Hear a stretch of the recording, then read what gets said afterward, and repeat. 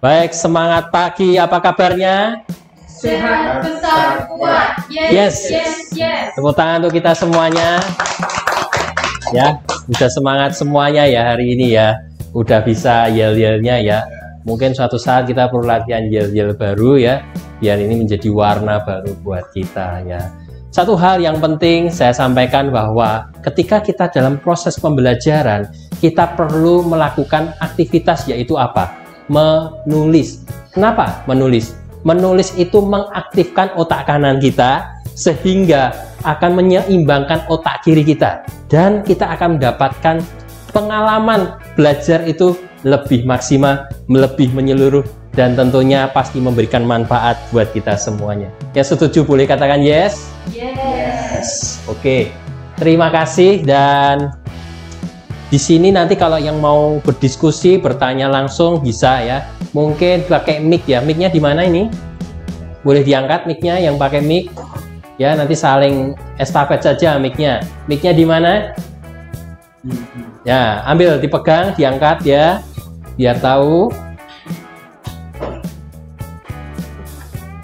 Ya, mungkin dites dulu. Halo, halo. Tes. Halo, halo. Bunyi ya? Bunyi.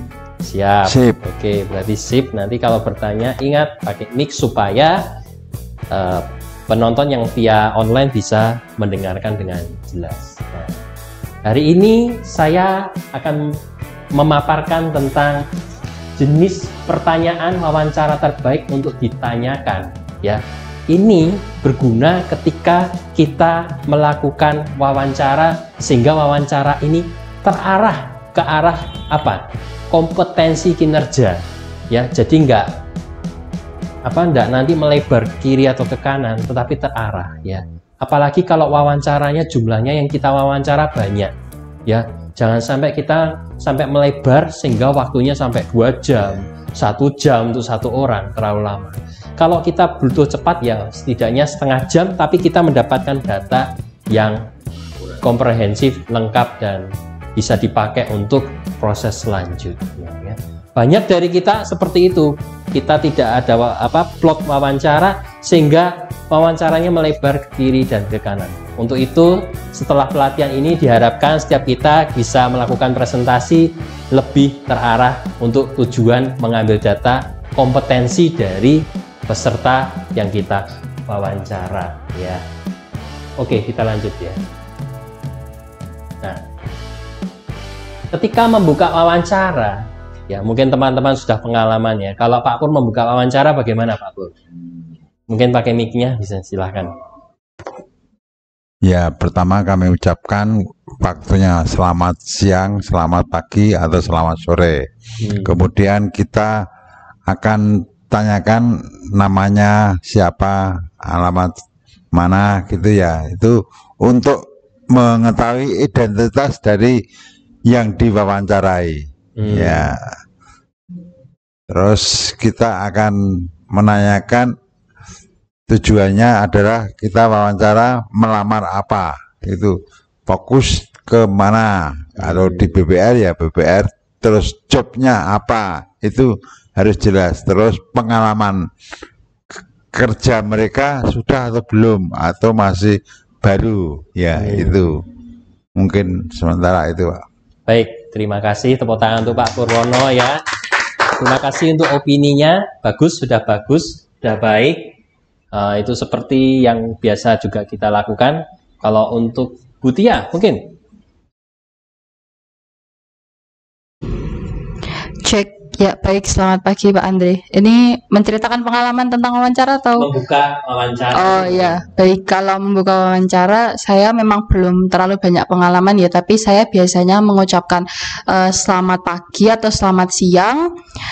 Kemudian saya memperkenalkan diri saya dulu, saya dari mana, perusahaan apa, kemudian tujuan saya menghubungi itu untuk wawancara. Kemudian saya menanyakan apakah kandidatnya itu memiliki waktu untuk wawancara, karena kadang ada kandidat yang tidak bisa langsung on the spot waktu itu langsung bisa wawancara. Biasanya kalau calon karyawan meminta waktu di reschedule nanti, misalnya siangnya atau besok paginya, seperti itu. Begitu Pak Andri. Baik, terima kasih ya, tepuk tangan untuk dia ya. Terima kasih untuk opininya. Kalau Bu Indah mungkin ya apa? Kalau saya sebelum wawancara biasanya kan kita sudah hubungi dulu ya. Jadi lamaran masuk, kemudian kita pelajari yang lolos dari seleksi kita dari lamaran itu, kita hubungi untuk datang wawancara. Sehingga pada waktu kita tentukan, kita mungkin tidak perlu tanya lagi ada waktu untuk wawancara atau tidak, karena memang kita sudah minta dia datang pada jam sekian misalnya, dan itu juga untuk melihat kedisiplinan, niatnya dia, keseriusannya dia.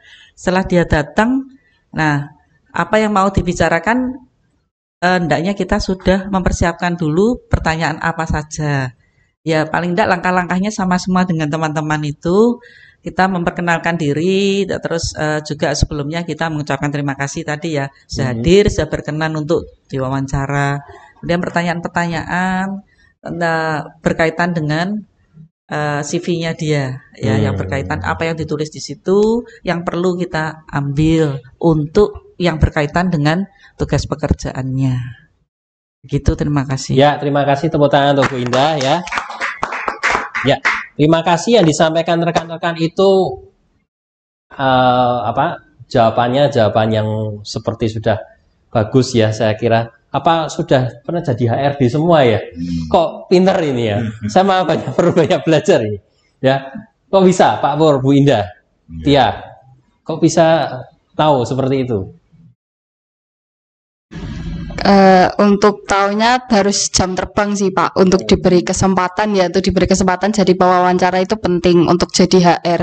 Apalagi kan HR itu garda terdepannya manajemen ya, jadi kita harus punya jam terbang untuk bisa terbiasa nantinya dari pembukaan, dari membuka wawancara sampai nanti akhirnya dalam proses di tengah wawancara sampai akhirnya nanti penutup dan menyampaikan ini nanti prosesnya bagaimana selanjutnya, itu memang butuh jam terbang. Begitu sih Pak Andri. Baik, terima kasih Bu Dia. Jadi ini membuka wawancara ini saya menulis di sini ini adalah step-step dari awal. Bukan berarti minta waktu ini, bukan berarti kita sudah di tempat, sudah orangnya sudah di situ, bukan. Jadi yang saya maksud ini adalah step-step ketika kita akan mengajak wawancara. Orang yang hendak kita wawancara, kita undang wawancara. Pertama, kita terima kasih dulu. Biasanya kita kalau di perusahaan ini itu via telepon dulu. Karena wawancaranya wawancara tahap pertama. Nggak sampai mendalam ke user end ya. Nggak sampai end user, jadi kita wawancaranya tahap pertama. Terima kasih sudah bisa dihubungi. Ya, karena kadang kita menghubungi, tidak semua orang langsung bisa mengangkat, atau saat kita WhatsApp atau memberikan undangan tidak langsung dibalas. Tetapi ketika ada feedback dari pesertanya, kita ucapkan terima kasih, karena ini adalah magic word. Terima kasih itu adalah magic word yang kita gunakan sebagai kita itu perusahaan yang perusahaan yang open buat mereka. Kemudian setelah bisa dihubungi, perkenalkan diri sebagai pewawancara. Kita ini kan perusahaan atau pewawancara. Perkenalkan juga namanya. Saya Andre dari HRD-nya BPR Saudara Group. Karena jangan sampai nantinya dikira ini adalah pinjol. Betul ya? Karena nomornya asing. Ya kita menghubungi kan nomornya asing. Dikiranya pinjol atau apa ya, kadang nggak diangkat. Itu karena dia merasa zaman sekarang tuh banyak telepon-telepon liar ya, atau mungkin memberikan undangan pernikahan nanti virus ya. Jadi ngambil data kan bahaya. Nah, jadi kita harus memperkenalkan diri terlebih dahulu. Setelah memperkenalkan terlebih dahulu, minta waktu yang dimaksud di sini adalah apakah Bapak saat ini bisa kita minta waktunya sebentar untuk kita wawancara sejenak. Terima kasih kemarin sudah mengerjakan e-test kami gitu. Oh maaf Pak, tidak bisa, saya masih ada meeting. Oh baik Pak, bisa dihubungi lagi jam berapa? Nah kita tanyakan itu kita minta waktu. Bagaimana kalau Sabtu? Biasanya Sabtu saya libur, jam berapa Pak bisa dihubungi? Nah kita harus tahu jamnya. Jam 9 bisa Pak? Baik, kita bikin appointment-nya. Jam 9 besok hari Sabtu kita akan mengadakan wawancara. Ya, persiapkan diri yang sebaik-baiknya. Kita menyambung apa yang sudah dikerjakan via e-test. Jadi di ITES kita itu ada panduan untuk kita wawancara, sehingga memudahkan kita untuk mewawancarai. Kemudian minta peserta untuk menceritakan ini adalah saat sudah masuk di tahap wawancara. Ya. Minta peserta untuk menceritakan riwayat hidup, riwayat keluarga, riwayat pendidikan, riwayat kerja. Ya. Jadi setelah bisa dihubungi, contoh tadi adalah ketika hari Sabtu, terima kasih Bapak sudah bisa dihubungi, menyambung appointment kita hari Sabtu untuk wawancara, sudah bisa untuk saat ini wawancara ya Pak? Bisa Pak? Ya, terima kasih. Mungkin sana juga berkata, terima kasih sudah bisa dihubungi. Ya Pak, ini nyambung dari tes kemarin, bisa diceritakan Pak riwayat hidup Bapak dari riwayat hidup, riwayat keluarga, riwayat pendidikan, dan riwayat pekerjaan. Silakan kami sebagai pewawancara akan menjadi pendengar yang baik. Silakan Pak, kami waktu dan tempat kami persilahkan. Dan biarlah pewawancara itu bicara sebanyak-banyaknya. Kita sebagai pewawancara itu tugasnya ngapain? Mengarahkan supaya yang kita cari itu infonya sesuai dengan poin-poin yang akan kita cari. Jangan kita pewawancara kebanyakan ngomong. Kita buang-buang waktu karena kita tuh mau mewawancarai, mau cari data banyak. Jadi diharapkan Pak Pur begitu ya Pak Pur ya. Yeah. Diharapkan itu pewawancara tuh mencari data yang banyak ya. Seperti itu ya. Jadi biarlah dia berbicara dari riwayat hidupnya, riwayat keluarga, riwayat pendidikan, riwayat pekerjaan. Nah, ini ada 4 pertanyaan berbasis kompetensi yang seperti saya sampaikan, tujuan kita nanti adalah mewawancarainya itu basisnya adalah mencari berbasis kompetensi ya. Ada 4. Apa Pak Bor mungkin? Yang pertama perilaku. Pertanyaan tentang perilaku. Ya. Yang kedua apa Bu Tia? Pertanyaan solusi pada situasi. Ya. Yang ketiga apa Bu Indah? Pertanyaan berbasis motivasi. Baik. Yang keempat pertanyaan berbasis keterampilan. Yang masih mau mencatat silahkan dicatat dulu, tidak apa-apa. Ada 4 pertanyaan berbasis kompetensi. Yang pertama tentang perilaku. Yang kedua adalah tentang solusi pada situasi.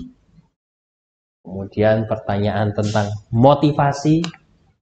Dan pertanyaan tentang keterampilan.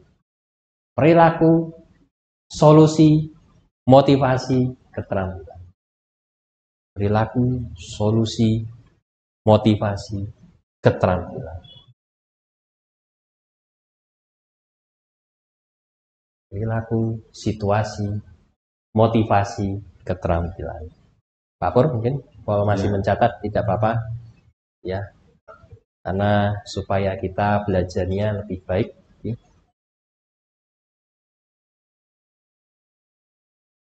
Mungkin nanti kita akan role play praktek sedikit ya.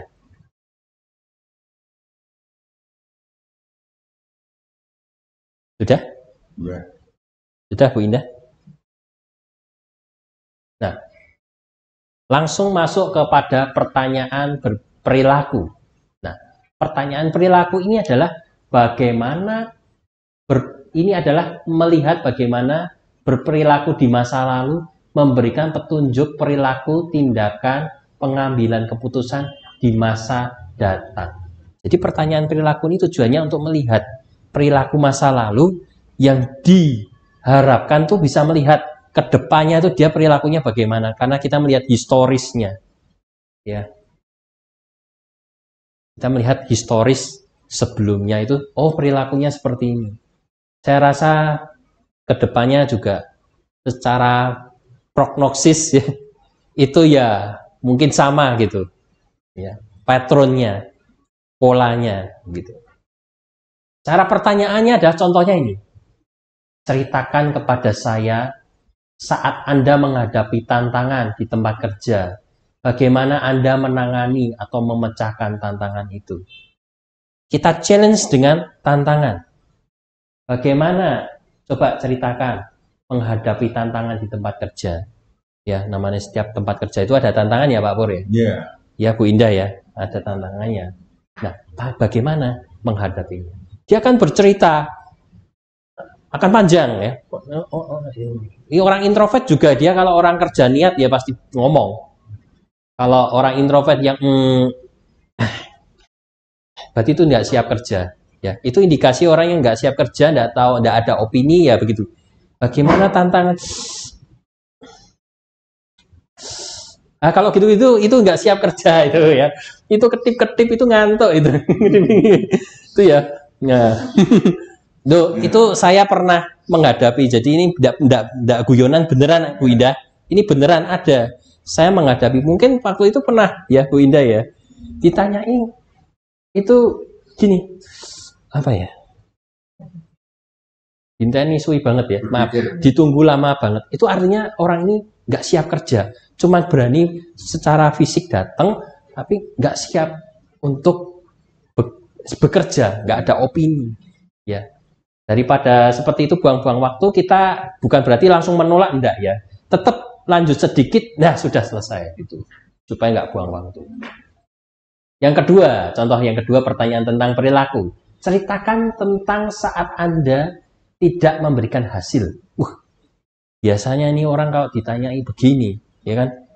Ini kan, aku kerja kudunya prestasi yang saya ceritakan. Tidak memberikan hasil, harapan sesuai harapan. Apa yang Anda pelajari pada hal itu? Berikutnya mau ngapain? Apa yang kamu pelajari dan kedepannya mau ngapain? Biarkan orang itu kembali lagi untuk berapa, Pak Put? Bercerita. Biarkan mereka beropini, ya Bu Indah ya, sebanyak-banyaknya. Supaya kita mendapatkan data. Ini orang bagaimana kinerjanya, ini orang bagaimana kompetensinya dari seperti ini. Berarti orang itu belum siap bekerja, belum ada pengalaman untuk menceritakan apa yang dilakukan dalam pekerjaan. Betul sekali Pak Pur. Kalau yang tadi saya contohkan yang itu berarti belum punya pengalaman. Makanya kita perlu seperti yang Bu Indah katakan, kita lihat CV. Kalau fresh graduate, mungkin pertanyaan ini nanti kita lihat yang bukan yang seperti ini, karena ini setidaknya harus punya pengalaman kerja ya. Yang dua ini ya. Nah, tapi ini bisa dipertanyakan untuk orang yang fresh graduate, kolaborasi saat dia di kampus, ada tugas bersama atau apa, tanyakan. Ini yang setiap poin 3 ini selalu pertanyaan yang ketiga ini tentang teamwork, kerjasama ya, tim. Ceritakan tentang saat Anda harus berkolaborasi ya. Ini kemarin kolaborasi diterangkan oleh mentor kita ya, Butia ya, kemarin kolaborasi dan apa itu kemarin ya, kolaborasi dan teamwork ya. Ya, kerja tim dan kolaborasi. Kolaborasi itu kerjasama beda bidang ya, kemarin ya disampaikan loh. Wah, ilmu kita tuh banyak ya sekarang ya. Kolaborasi itu beda bidang tapi bisa jadi satu. Tukang kayu, tukang besi jadi meja ya, itu kolaborasi. Ceritakan tentang saat Anda harus berkolaborasi dengan seseorang untuk menyelesaikan situasi tertentu. Ceritakan, ya. Pernah enggak Anda kolaborasi? Kalau orang yang tidak pernah berkolaborasi, dia kembali lagi bingung. Ya, banyak. Itu enggak siap, berarti dia enggak bisa kerja tim, ya. Dari SMA, SD pun kita sudah diajari untuk berkolaborasi, betul ya Bu Indah ya? Kerja kelompok dan sebagainya. Selalu ada case untuk kita ngomongin tentang teamwork. Di rumah aja sering kita. Oh ya, kalau yang bersuami istri ya, kolaborasi antara suami dan istri. Loh, kadang tuh kolaborasi itu enggak mulus-mulus loh. Ada gontok-gontokannya dulu gitu. Lah, itu biar diceritakan. Tapi akhirnya kan temu titik tengahnya. Itu yang mungkin masih single ya, mungkin menginspirasi ya, mentor dia ya. Coach Tia ya. Nah, ini yang kedua tadi, pertanyaan solusi pada situasi. Apa itu pertanyaan solusi pada situasi?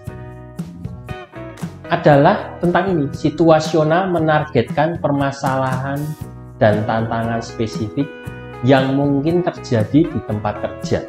Jadi ini situasi khusus ya.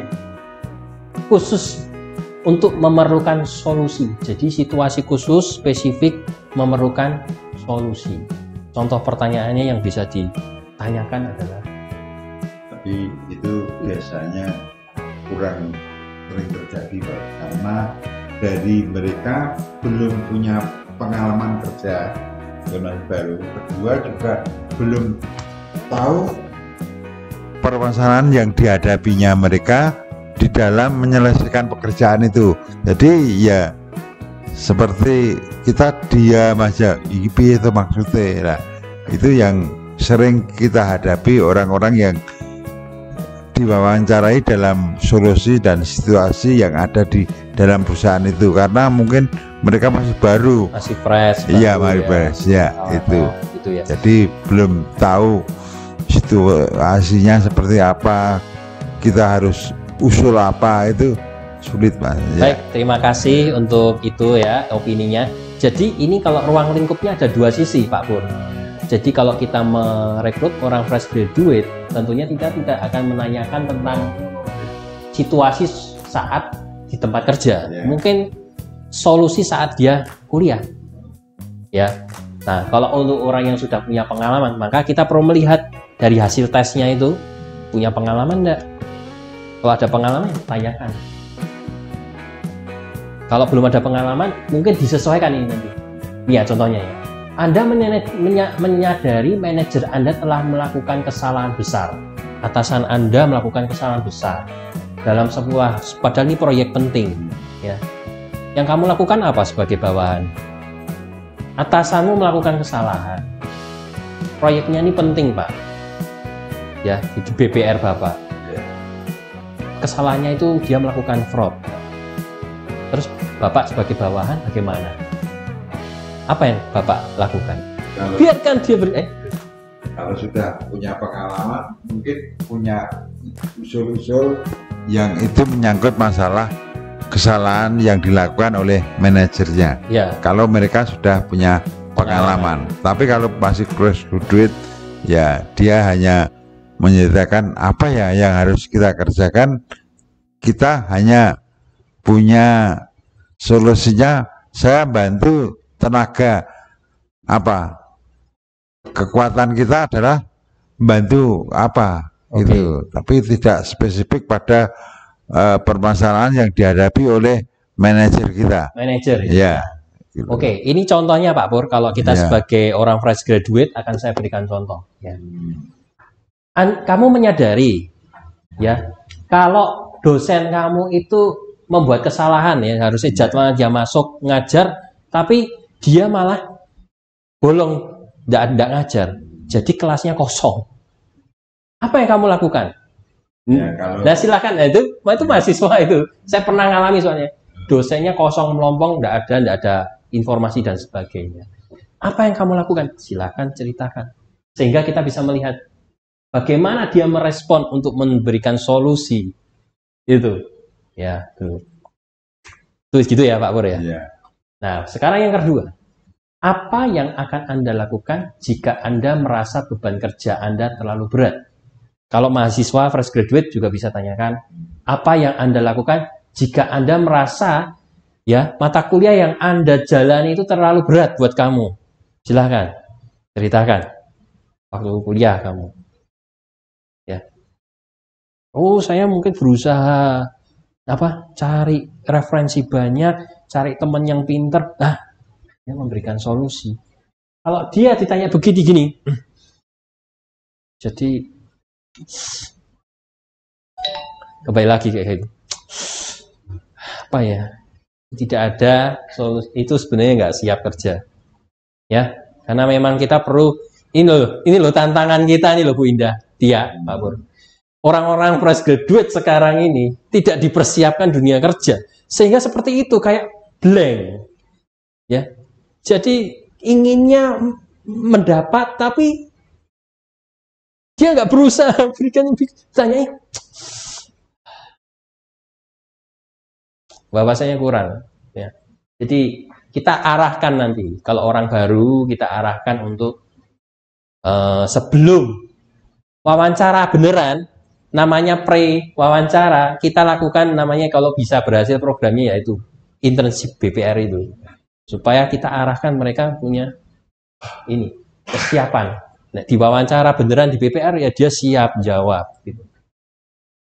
Nah ini tadi ya, yang poin ketiga selalu saya katakan pertanyaan tentang kerjasama teamwork. Apa yang akan Anda lakukan jika seseorang anggota tim tidak melakukan proyek kelompoknya? Jadi enak-enakan jagong-jagong, enak-enakan santai-santai, padahal sing liyane padha sibuk. Apa responnya? Nah ini bisa dia ngomong, wah harusnya jangan Pak, harusnya saya nanti yang woro-woro, ayo dibantu toh, mosok sing repot sing kene ngono anteng-anteng santai.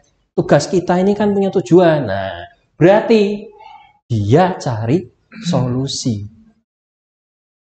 Kalau dia jawabnya itu ada argumentasi tentang solusi, berarti apa Bu Indah?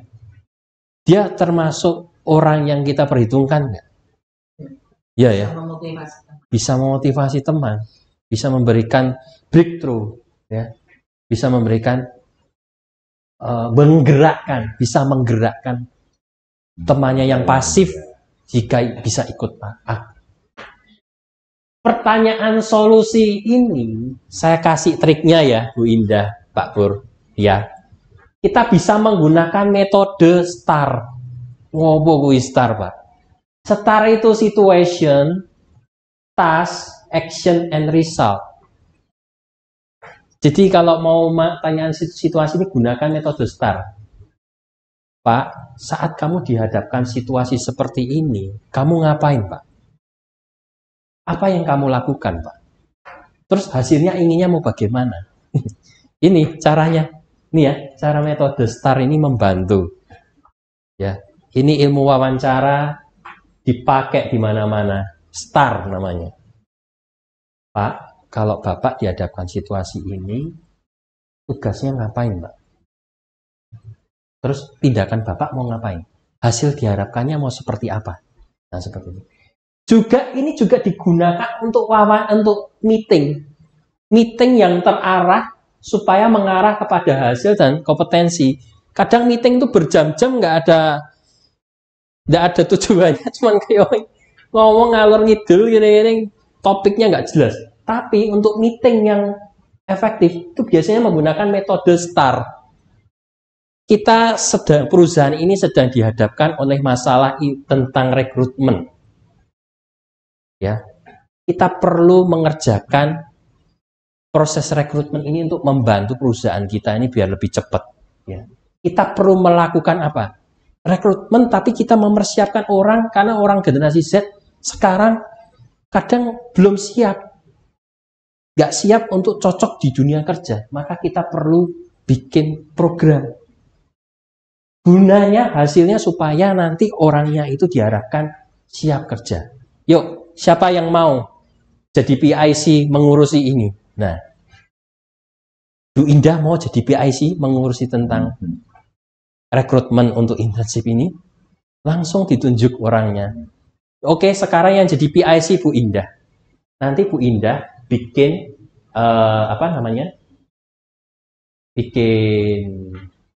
sorry.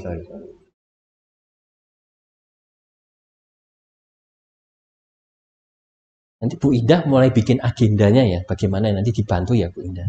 Nanti terus Bu Indah kok jadi PIC, tolong Pak Pur, Bu Tia diberikan tugas-tugas sehingga nanti tujuannya adalah pelatihan ini bisa berhasil. Kapan bisa mulai dikerjakan Bu Indah? Misalnya ini contoh ini role play, ya. Saya bisa mengerjakan hari ini dan deadline saya 2 minggu. Baik Bu. Ya, berarti selama ini nanti sampai 2 minggu, saya harap kita bisa kumpul bareng lagi mengevaluasi meeting kita. Meetingnya nggak lama, jadi terarah. Ya, udah ditunjuk, udah jelas. Itu salah satu metode STAR. Selain untuk wawancara, bisa digunakan untuk meeting. Ya Pak Purwono Hadi Siswanto, Coach Pur ya. Lanjut lagi. Pertanyaan berbasis apa ini? Motivasi. Ini adalah upaya mengungkap dorongan dan antusiasme di balik lamaran pekerjaan seseorang. ya. Jadi motivasinya orang ngelamar di tempat kita ngapain sih? Mereka dapat membantu mengungkapkan alasan kandidat melamar dan apakah nilai-nilai mereka sejalan dengan nilai-nilai kita. Setiap perusahaan pasti punya nilai-nilai budaya. Maka kita harus sinkronkan, cross-check-kan apakah motivasinya sama. Kalau orangnya suka berjudi, ya pasti tidak sesuai dengan budaya kita yang produktif. Ya. Kalau orangnya konsumtif, ya pasti tidak sesuai dengan nilai-nilai budaya yang mengarahkan kita untuk profit, value, dan comply. Ya. Ini contoh pertanyaannya. Apa cita-cita terbesar Anda dalam hidup? Boleh ceritakan enggak, Pak Pur? Cita-cita terbesar Pak Pur di dalam hidup apa?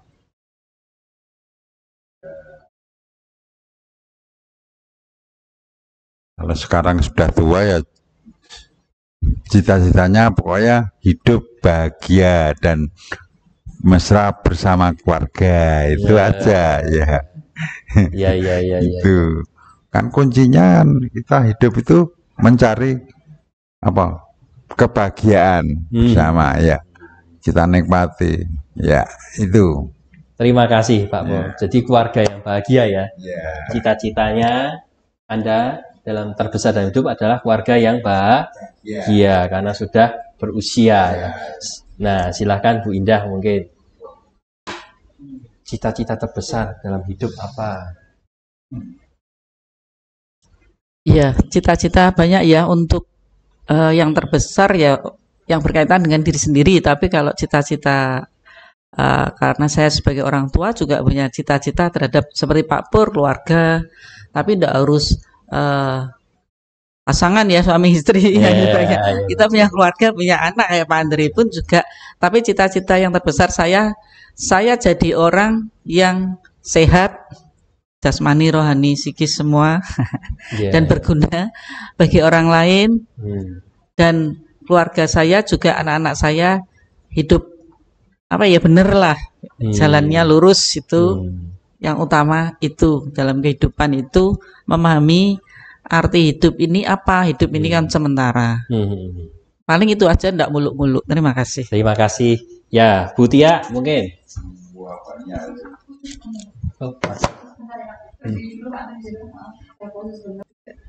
Cita-cita ya Pak Andri ya berarti ya. Kalau cita-cita untuk saat ini saya ingin, karena saya berkarir di LPPM ya, saat ini saya pengen LPPM maju dulu karena saya mungkin fokusnya sekarang sedang pekerjaan dulu. Meskipun mungkin ada kehidupan sosial lain ya yang seumuran saya sedang kejar gitu, tapi saya sekarang diizinkan untuk fokus ke pekerjaan dulu. Jadi saya pengen LPPM ini nanti jadi lembaga pendidikan yang memang lebih profesional, lebih bagus kualitasnya, dan kita nanti bisa ya mungkin bisa menambah orang lagi sih Pak ya. Itu cita-cita saya sih Pak. Cita-cita saya lebih fokus sekarang ke pekerjaan supaya sukses. Baik, terima kasih ya, tepuk tangan. Tepuk tangan buat kita semuanya ya, sudah memberikan opini-opininya yang baik buat kita semua untuk kita juga bisa berdiskusi di sini. Jadi setiap jawaban itu tidak ada yang salah, tidak ada yang benar, tapi kita bisa mengukur basis motivasinya.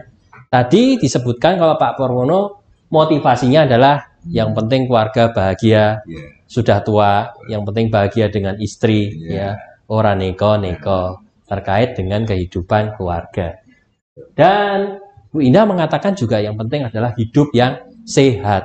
Kita bisa memberikan impact yang sehat untuk anak-anaknya sebagai pewaris nilai-nilai budaya orang tua kepada anak, betul ya.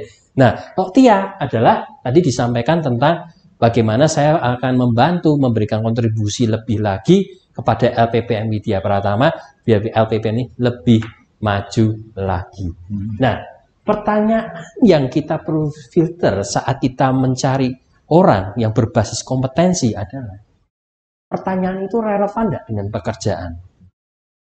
Kalau yang relevan dengan pekerjaan, misalnya tadi yang mengembangkan LPPM atau apa, nah itu yang kita cari. Ya saya ngakui sih, memang faktor usia itu mempengaruhi ya. Karena sudah beda sudut pandangnya. Orang yang sudah berusia makanya itu punya pandangan mewariskan, pandangan bahagia untuk hari tua dan sebagainya. Kalau yang muda-muda masih punya daya juang. Nah, kita lihat perusahaan butuh tenaga-tenaga yang juga punya daya juang untuk pekerjaan. Bukan enak-enak diri kita. Ini berjuang untuk perusahaan. Ya. Ya, saya tidak pungkiri itu, Pak Pur. Tidak pungkiri itu, Winda. Tapi memang kita butuh kalau cari orang yang relevan jawabannya dengan pekerjaan. Kalau nggak relevan dia orangnya berarti lebih ke prioritinya ke situ berarti. Kalau prioritinya ke pekerjaan berarti dia ngomongin tentang pekerjaan. Pandu yang kedua, Pandu saya menjalani karir Anda sejak Anda meninggalkan sekolah menengah. Jadi dia kan cerita riwayat kerja, riwayat pendidikan tadi. Ceritakan dong pengalamanmu pendidikan sekolah itu.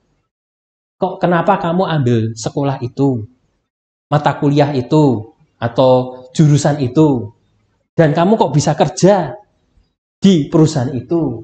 Pandu saya dong, ceritakan. Mana? Kamu kok ngambil itu kenapa? Nah, itu dia biar cerita. Ya saya tuh memang suka psikologi karena mau memahami tentang manusia. Ya, manusia itu dinamis, berkembang terus menerus. Maka itu saya masuk di perusahaan itu bagian HRD. Karena HRD itu adalah jalan untuk saya bisa mengaktualisasikan ilmu-ilmu saya yang di psikologi itu tentang manusia. Match nggak? Nyambung. Nyambung. Jurusannya kok ngambil jurusan apa? Jurusan apa yang paling nyeleneh misalnya? Jurusan pertanian. Ya. Kenapa kamu jurusan? Ya waktu itu saya suka bertani, bercocok tanam, saya ingin mengembangkan pertanian nanti untuk Indonesia lebih berkembang, punya budidaya jeruk wogan mungkin atau apa ya. Nah, itu. Nah, tapi waktu saya kuliah ternyata pelajarannya berbeda yang saya ekspektasikan. Terus setelah saya lulus, saya nyoba ngelamar bagian pertanian, kok lowongan pekerjaannya sedikit dan saya bingung. Akhirnya saya ya seadanya. Nah, kita bisa melihat polanya berarti orang itu. Berarti orang itu passionnya sama itunya belum match. Memang nggak bisa kita menghakimi harus match, enggak. Tapi kita bisa melihat. Nah, ketika kamu masuk di perusahaan itu, kamu passionate nggak? Akhirnya setelah saya, meskipun saya jurusannya dari pertanian, saya masuk di BPR Jateng, saya mendalami tentang akuntansi. Loh, saya malah bisa akuntansi sekarang, Pak. Diajari sama Pak Paulus, Pak. Ya, tentang T-shape, Pak. Tahu aktiva pasiva, wah menarik ya, Pak, ternyata ya. Tapi di kampus saya diajari sedikit, Pak, tentang T-shape itu, Pak. Ternyata orang kalau mau mengembangkan hartanya, mengembangkan asetnya, itu ternyata kita harus memperbanyak di asetnya itu. Ya, untuk kredit boleh di aktiva, di pasiva, tetapi pasiva itu yang produktif, Pak. Dengan pinjam di BPR, Pak. Ya, kredit modal kerja, Pak. Ya, jadi berkembang saya usaha ini kalau nantinya mau bikin pertanian. Wah, saya jadi minat di BPR. Kita tahu, meskipun dia salah jurusannya pertanian, tapi ketika kerja kita lihat pandangannya dia ke pekerjaan itu passionate, gairah. Apa yang paling tidak Anda sukai dari posisi atau perusahaan Anda saat ini?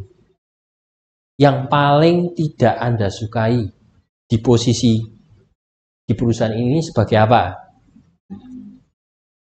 Misalnya, siapa yang nggak suka itu marketing, Pak. Biasanya itu ya, marketing itu kok ditarget berat, Pak. Ya dia kan jelasin itu. Ya, kita lihat motivasinya berarti. Dia nggak suka marketing berarti ya. Berat, Pak, marketing. Ditarget saya lihat teman saya tuh, waduh, setiap bulan, aduh, minggu keempat, kejar-kejaran, Pak, kayak stres itu, Pak. Berarti dia bukan orang marketing. Kita lihat hasil tesnya. Iya, hijau ungu, orang admin, tapi butuh kerja ngelamar marketing. Wis ngerti, Pak. Dia itu lowongannya marketing, tapi minatnya nggak marketing. Ya kita sudah bisa draw. Gitu ya. Nah, itu ceritanya. Apa yang ini sudah ya. Kenapa tertarik melamar posisi itu?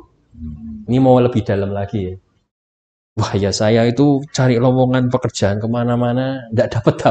Banyakan semua marketing Pak yang dibutuhin tuh sekarang. Nah, itu ya akhirnya saya ya nyoba. Namanya nyoba itu berarti apa? Yo siap wae seminggu apa 2 hari 3 hari metu. Jenenge nyoba itu nggak ada passion sih.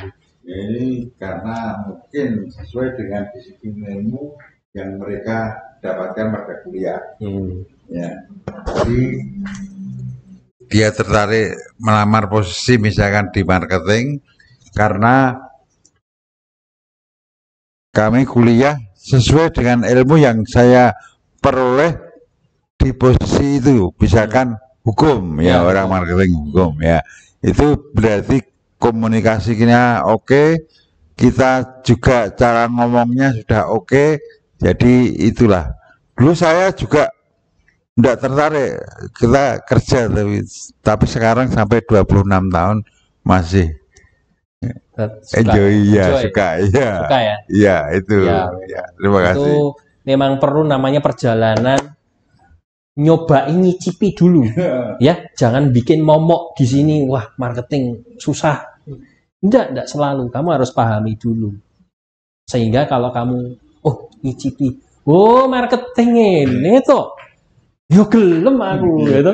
Jebule marketing ini ono jelas ranahnya jelas. Jadi jangan takut ya momok-momok tentang marketing yang membuat kamu target dan sebagainya. Kamu nek sudah masuk di marketing, tertantang oleh target, wah kamu rasanya itu gatel pengen ngejar tuh, semangat ya. Kenapa Anda melamar di perusahaan kami ini? Jadi kalau ini kan posisi tadi ya. Kalau ini di perusahaan, motivasinya kenapa? Perusahaan LPPM Widya Pratama itu saya lihat company profile-nya ya. Sekarang udah ada company profile ya Bu Tia ya. Wah, profesional ya Pak. Pelatihannya kok terus-menerus ya Pak ya. Wah, saya ngelihat Bapak ini berarti merekrut bagian top manajemen ya Pak ya. Wah, saya tertarik mengikuti itu Pak. Saya pengen ikut juga bergabung dan berkontribusi juga dengan ilmu yang saya punya. Berarti motivasinya jelas ya. Mau bantu kita. Tapi kalau perusahaan kami, kenapa Anda melamar perusahaan kami? Ya, saya cari kerjaan yang di Semarangan sih. Bisa jadi ya orang ini ya bisa sih, tapi perlu dipoles ya. Mungkin dia ya di Semarang ini, tapi kalau kaitannya ngomongnya untuk diri sendiri itu ya wis ketok nih sajane itu bukan motivasinya untuk perusahaan kita, tapi motivasinya untuk diri sendiri, zona nyamannya dia dan sebagainya. Ketika kita tidak memberikan zona nyaman buat mereka, misalnya gajinya tidak sesuai ekspektasinya dia kerja ogah-ogahan, males-malesan, ya motivasinya mau saya mau di Semarang aja, tapi gajinya yang besar ya, gajinya 10 juta, mana mau buat apa, buat beli handphone setiap 2 bulan. Wah, ya dia fokusnya ke diri sendiri, cari handphone, dodolan handphone aja gitu. Jadi pengusaha handphone aja, jangan di sini ya. Nah ini bisa di drop kalau yang orang-orang gitu. Yang terakhir, apa yang Anda ketahui tentang perusahaan kami? Ini kita dalami di perusahaan. BPR, atau Bapak tahu enggak bedanya BPR dengan bank umum? Saya kurang tahu ya kalau BPR itu ya. BPR itu kalau nggak salah ngurusi kredit ya. Nah, tapi saya nggak tahu bener sih. Nah, itu berarti motivasinya masih kurang dalam. Kalau dia sudah di tahap wawancara, dia harus menunjukkan branded dia memang mau ke kita, dia punya nilai jual. BPR, iya Pak, saya juga tahu tentang BPR. BPR itu bedanya sama bank umum. Kalau BPR itu konsentrasi untuk UMKM Pak. Ya, tapi untuk produk lebih detailnya memang saya belum mengetahui. Tapi urusannya adalah tentang kredit UMKM. Kalau jawaban seperti itu gimana Bu Indah? Udah nyambung ya sama perusahaan ya? Dibanding yang pertama tadi. Yang pertama nggak tahu nol budul ning kosongan. yang ini, yang kedua, dia lebih tahu BPR itu arahnya kemana, meskipun belum tahu sampai dalam. Nah, kita pilih yang seperti itu. Pertanyaan berbasis apa? Keterampilan. Pendekatannya adalah HATS. Ya, kalau Pak Paulus punya HOTS, di sini ada HATS. HATS itu hire for attitude, train for skill. Ya, kita itu meng-hire untuk attitude, ya, untuk sikap. Train for skill, melatih untuk kemampuan, keterampilan, kemajuan, keterampilan. Ya. Kita hire orang attitude karakter ya, 5C pertama. Loh, orang kita merekrut orang itu juga pakai ilmunya sama loh. Kalau mau disingkat 3C. Apa 3C? Karakter, kompetensi, sajane ada kolateral, tapi nek saya kolateralnya agak tak hindari nek di kerja ya.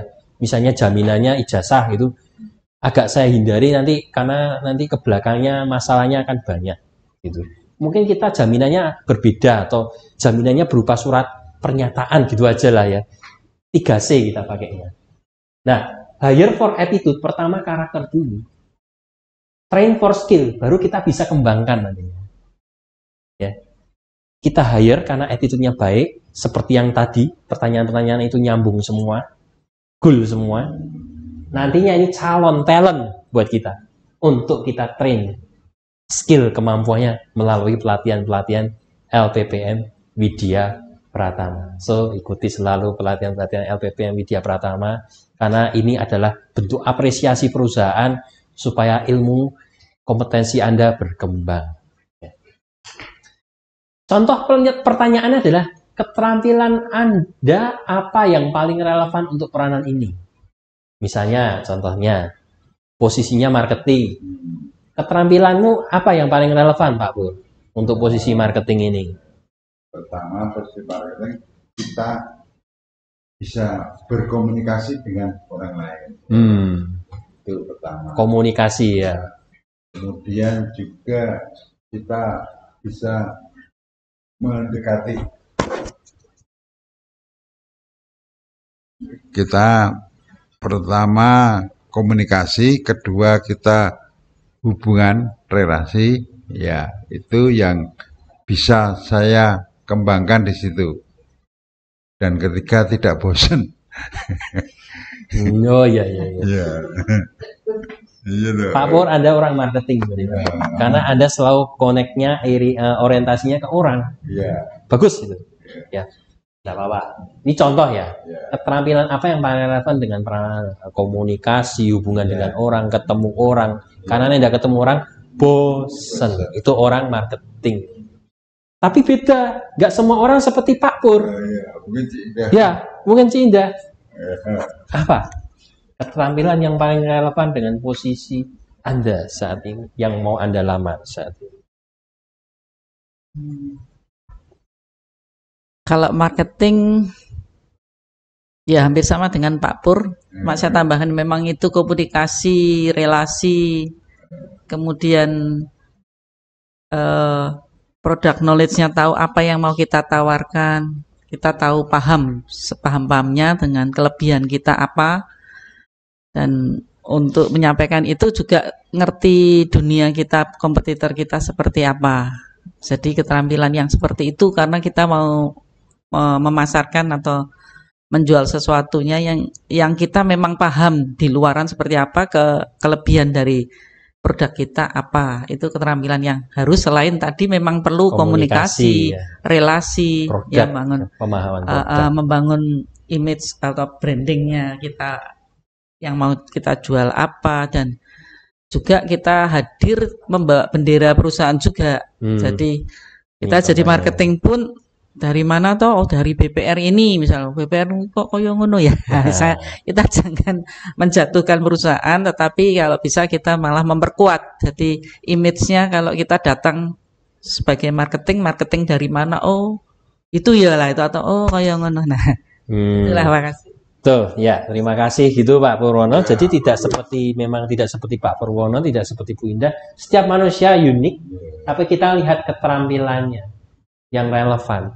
Kalau Pak Pur itu suka ketemu orang, kalau dari Bu Indah adalah membranded, punya paham tentang produk dan sebagainya. Ya.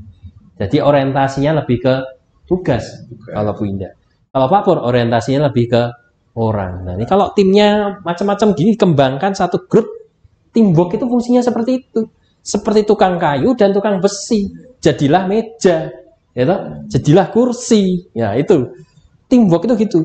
Ci Indah orientasi tugas, Pak Pur orientasi orang. Yo, Pak Pur kowe humase, tugasnya aku sing ini mengagendakan. Yo. Nah, seperti itu. Akibatnya bagus, ya. Nah, ini kita bisa lihat relevansinya berbasis keterampilan. Tapi masih nyambung semua. Ya. Nah, sekarang contoh pertanyaan kedua. Keterampilan profesional apa yang ingin Anda kembangkan? Misalnya, Anda kan tadi ngelamarnya sebagai marketing. Keterampilan profesional apa yang Anda ingin kembangkan? Saya ingin mengembangkan tentang public speaking. Nah, berarti sudah jelas. Ini orang suka marketing, ya kan? Dia komunikasi kan? Tadi ngomongnya Pak Pur ya. Yang dikembangkan apa? Public speaking, Pak. Kenapa? Karena harus kita pintar bisa ngomong dong. Tentang ngomongin produk, kita harus bisa ngomong yang jelas dong, Pak. Ya kan? Jangan cuman bingung. Tidak meyakinkan kan juga.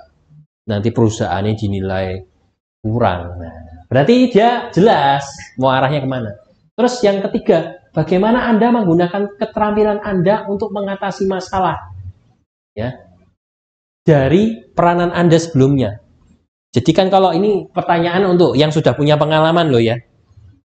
Kamu tuh gunakan keterampilan kamu tuh untuk mengatasi masalah itu bagaimana?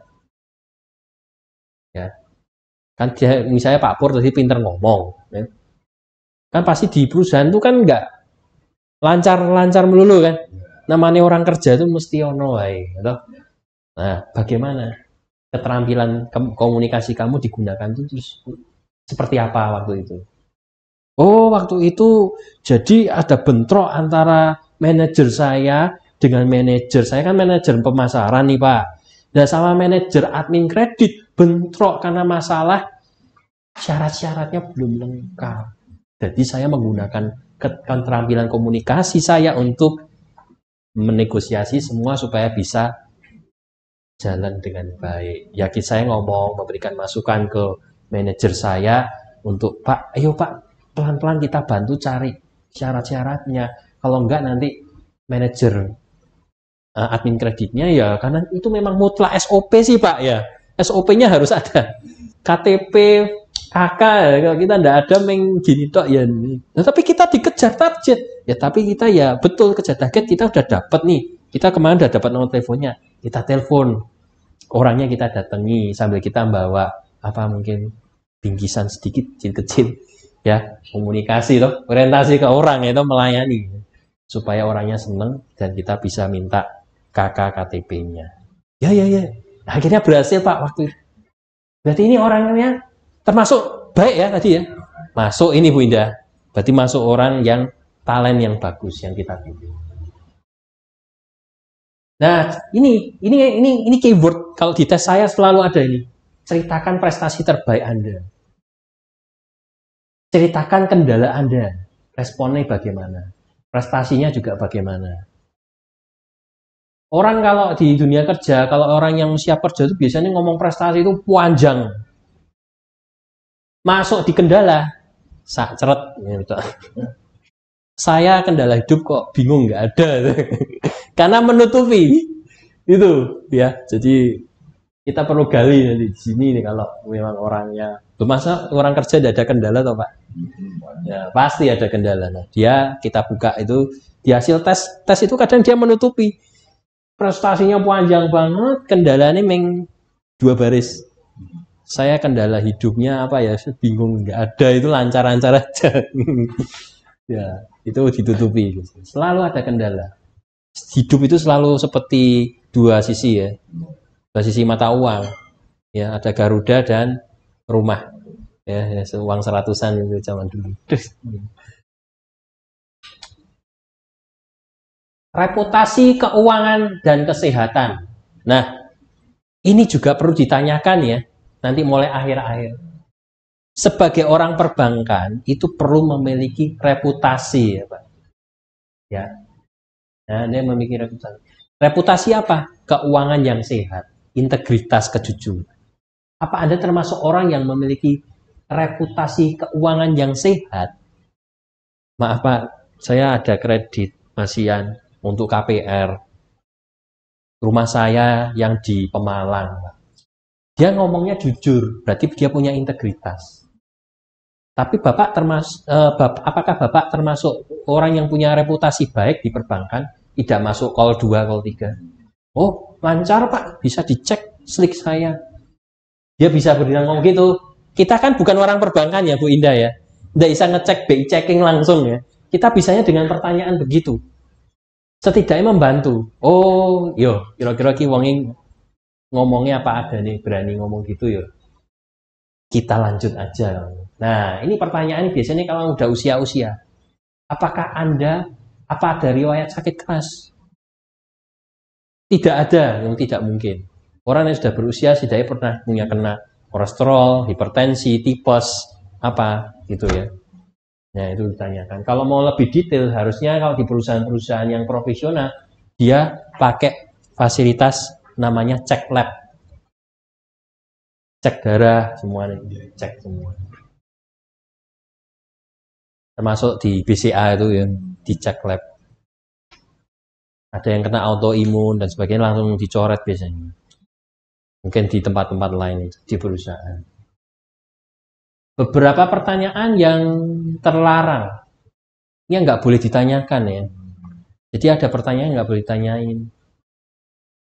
Mengenai apa yang boleh dan tidak boleh ditanyakan kepada kandidat, ada beberapa pertanyaan terlarang.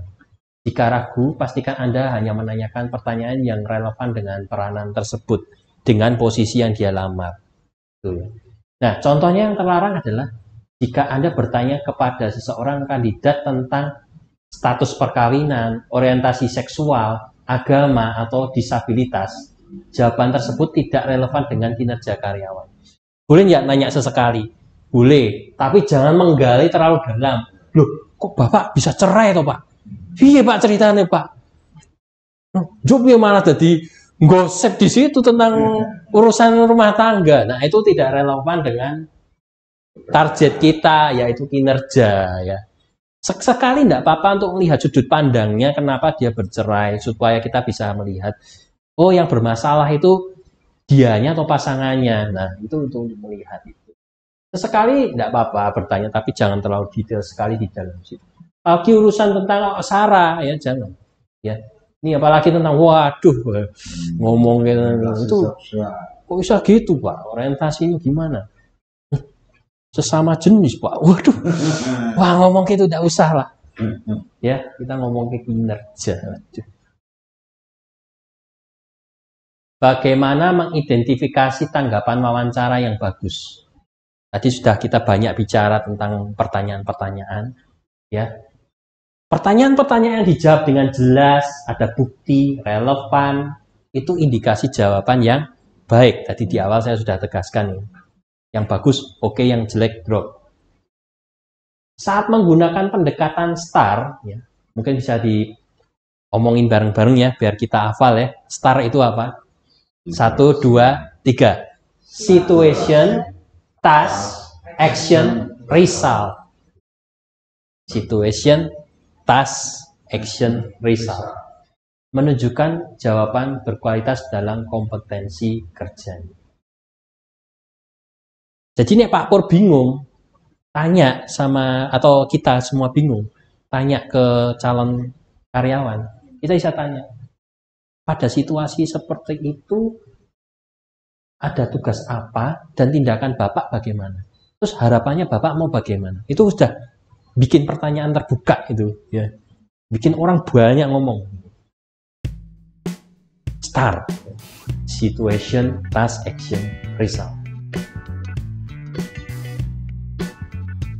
Berikan kesempatan kandidat mengajukan pertanyaan. Jangan dia terus yang ngomong. Sekarang gantian penutupnya, kita yang nanyain. Dari kami sudah selesai nih Bapak Ibu. Ada yang mau ditanyakan kepada kami? Biasanya tanyanya, Pak, maaf nih saya mau bertanya nih. Terus bagaimana untuk gajinya, salary-nya? Ingat, kita porsinya nggak ngomongin gaji. Kita ini wawancara di muka, di tahap awal. Untuk itu kita ngomong, untuk detail, nanti mungkin ada wawancara berikutnya. Nanti end user yang akan menyampaikan kaitannya dengan gaji. Ya, tapi kalau Bapak sudah menulis gaji itu, ya diharapkan itu masih masuk pada rate di dalam perusahaan. Ya, seperti itu.